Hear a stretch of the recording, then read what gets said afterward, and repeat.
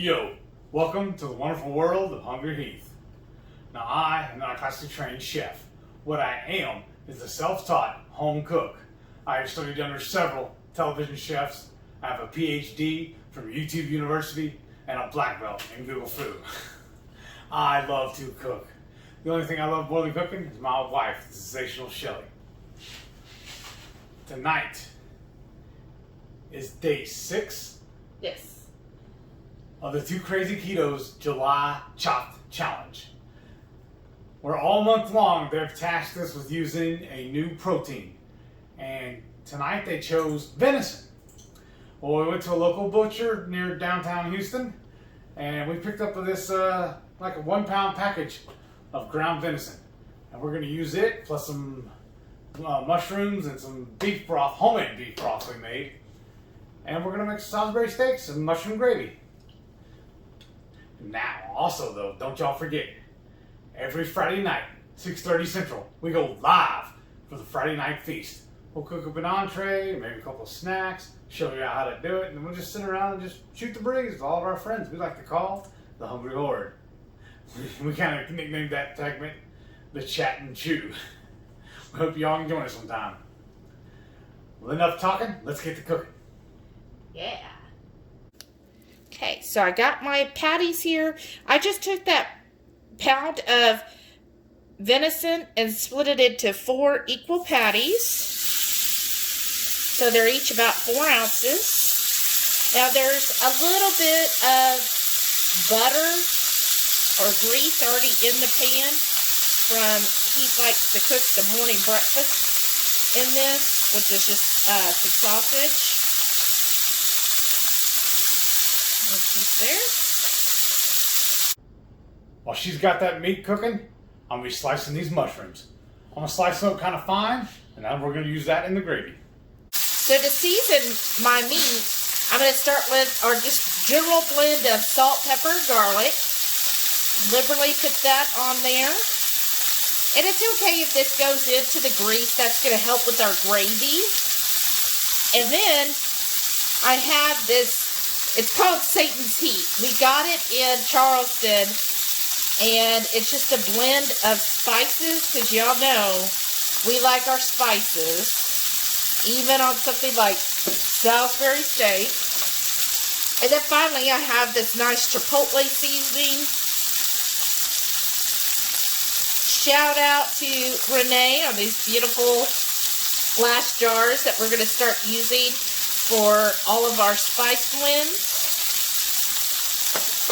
You can see this is already starting to brown around the edges. I'm going to give it another minute, and then I'm going to flip them over. As soon as I start seeing more pool on top here, more liquid on top, then I'll know it's time to flip them.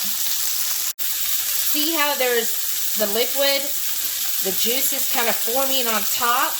That's what lets me know this one's ready to flip. And see, it's got a nice crust now on the bottom. For me, I like a Salisbury steak to have a good crust on it. It helps it lock in the juiciness. And then I like that little bit of crunch when I'm eating the Salisbury steak. Oh yeah, look at that. Isn't that beautiful, y'all? Yeah, there we go. Now I'm just going to season this a little bit more. On this side. Ooh, and look at all of the gratin, that's a little bit down at the bottom. That's just perfect. That's going to make the gravy so delicious.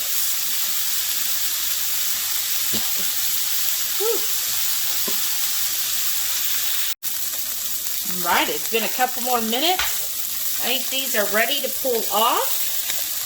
Take a look. Yeah, look at that other side. Nice crispy sear on it. So I'm just going to pull these off, put them on a plate on the side. And then I'm going to get ready to start my gravy. Okay, to start on my gravy first, I'm going to use some beef tallow. Because I was like, it's a beef gravy, so why not use a beef fat? So I'm going to do just a couple tablespoons. These are like heaping tablespoons. right? Get them in there because you need a good fat for a gravy. So that should give us enough fat in there. And then next is the garlic. So the same thing with garlic. I think I'm going to do half a tablespoon. Now you want it work quickly because you only want your garlic to cook at most for like 30 seconds, maybe a minute, depending on how hot your grill is, because you don't want to burn the garlic. That's the most important part, because if you burn the garlic, then you kind of have to start over. So I'm just going to stir that around like that. Ooh, yeah. So I'm smelling that. Oh, that's good. And then now I'm going to start adding all of my mushrooms to this. And this is just a small container, which is about 8 ounces of mushrooms.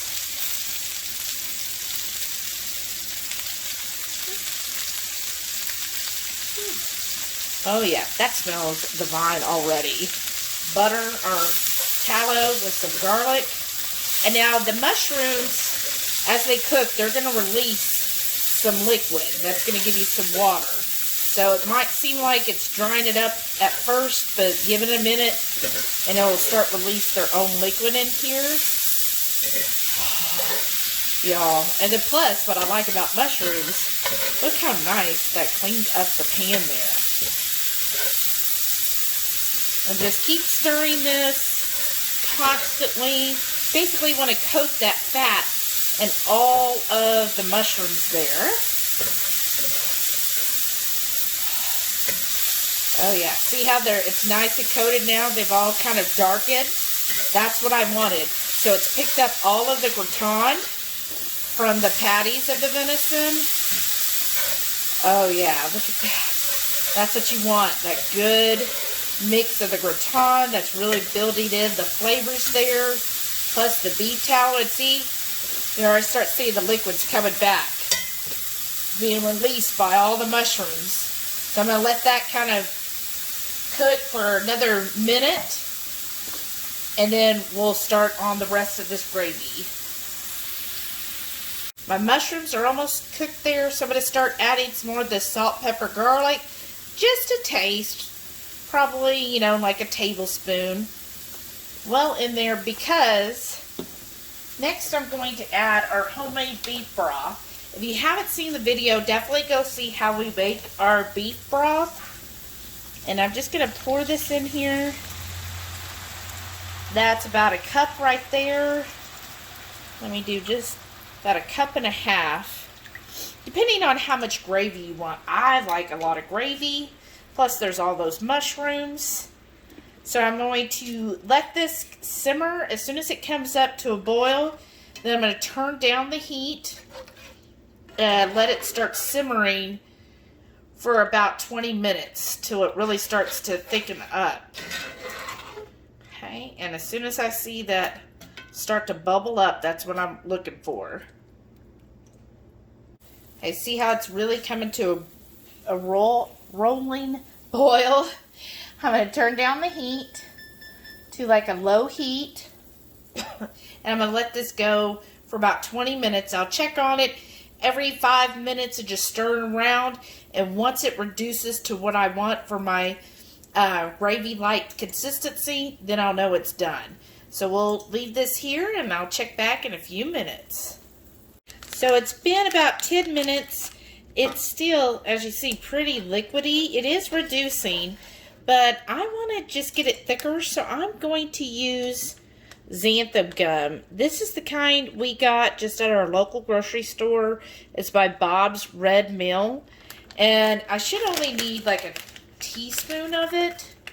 Should be more than enough to really get this thick. You want to side on being cautious with it, because if you put too much, xanthan gum has a way of making something gummy. And we certainly don't want this to end up being a gummy gravy. We just want to thicken it up. So I'm starting there, just a half a teaspoon to start.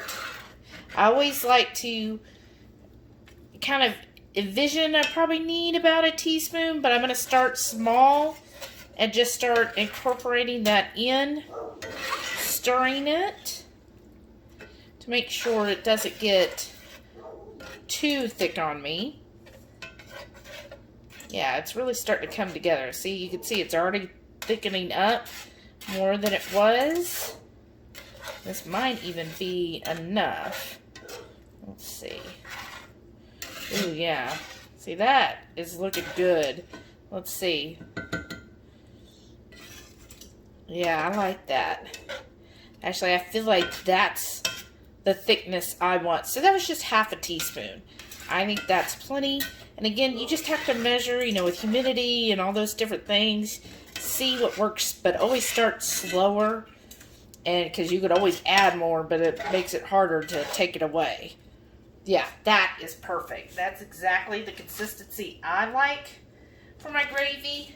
So now what I'm going to do, I'm going to start adding in my patties back in, just because I like to have them sit in the gravy for a few minutes so it kind of absorbs that gravy consistency. So here's my patties again. I'm just going to push them in here. Kind of stir it in. Oh, yeah. I'll push that in. And there's a little bit of residual juices on that, which is fine. And then I'm just going to kind of use my spatula and kind of stir some of this gravy. I don't really want to cook it any longer. I just like to see the gravy kind of coat my patties so that then when I serve it up, they already got that delicious gravy on it. Just going to do that, and then we're basically ready to serve this up. So that's just perfect. That's the kind of gravy I like right there. Oh, yeah, look at that. Perfect, y'all. Who else grew up eating Salisbury steak? Yeah, that's perfect. So I'm going to turn my stove off and then start plating these up. All right. These look amazing. Is that enough gravy for you? Yeah. The true test on this is if they're fork tender, if I'm going to have to use a knife. And look at that. That is awesome. Man, they look amazing.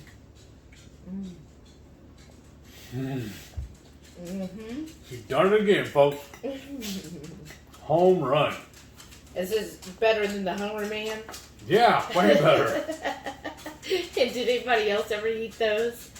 I've done it in the past. It seems like to me, I never think of making Salisbury steak because it's always in the frozen dinner option. All right.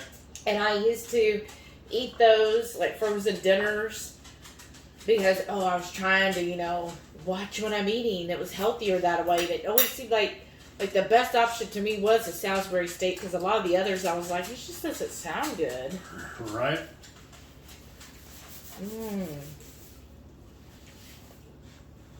So definitely the gravy is a good consistency. Perfect.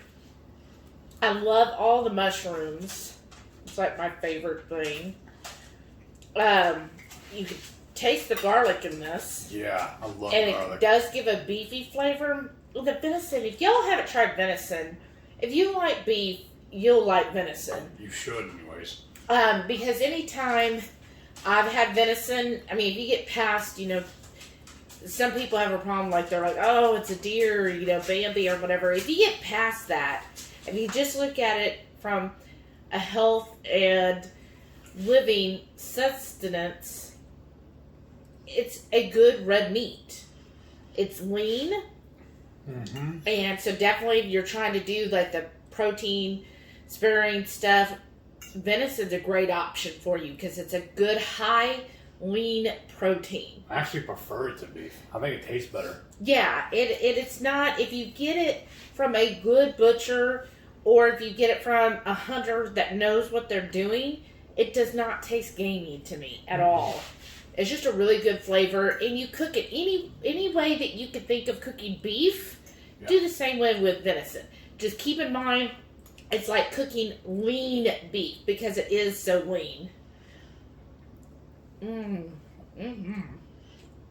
And I was telling her too, anytime I ever had this growing up, we always had some kind of bread with it. But keto, we can't. But then she remembered we got this package of the Egg Life. So we're just going to eat a couple of tortillas with it as my bread. Yeah. And it's another protein. Mm-hmm. Oh my goodness. Mm-hmm. I just can't get over how good this is. Really? Brings me back to my childhood. And did you eat a lot of Salisbury steak growing up? Both grandmas used to make this a lot. Oh, really? From scratch? Yeah. Well, they call it hamburger steak, but it's the same thing. Yeah, pretty close. Usually, though, that sometimes just mushrooms and onions on some hamburgers. That's what I was just saying. But that's this has a gravy. They would do gravy also, though, but they would add onions to it as well. Alright. Way good, though. And it has just a subtle amount of heat, which is perfect. How about y'all? Have you had Salisbury steak? How did you become accustomed to it? Was it a TV dinner? Or did somebody you know make it for you? Or did you make it for you and your family? And if you like this video and you like the recipe, definitely give us a thumbs up. Comment down below. It really helps the channel when you leave us comments. And then don't forget, every Friday night, 6:30 Central, we go live for the Friday night feast. We'll cook up an entree, maybe a couple of snacks, show y'all how we do it. And then afterwards, we'll just sit around and shoot the breeze with all of our friends. We like to call the Hungry Horde. Sometimes we'll go an hour. We've gone 4 hours before. It just depends on who tunes in and what y'all get to talking about, how much fun we're having. Thank you all for watching. Make sure you click that subscribe button. That way every time we go live, you'll be knowing about it. Give me a thumbs up. Leave me a comment. Let me know if you make this. I can't talk much because I just want to shovel this into my face. It's so good. She did an outstanding job again. Thank you, baby.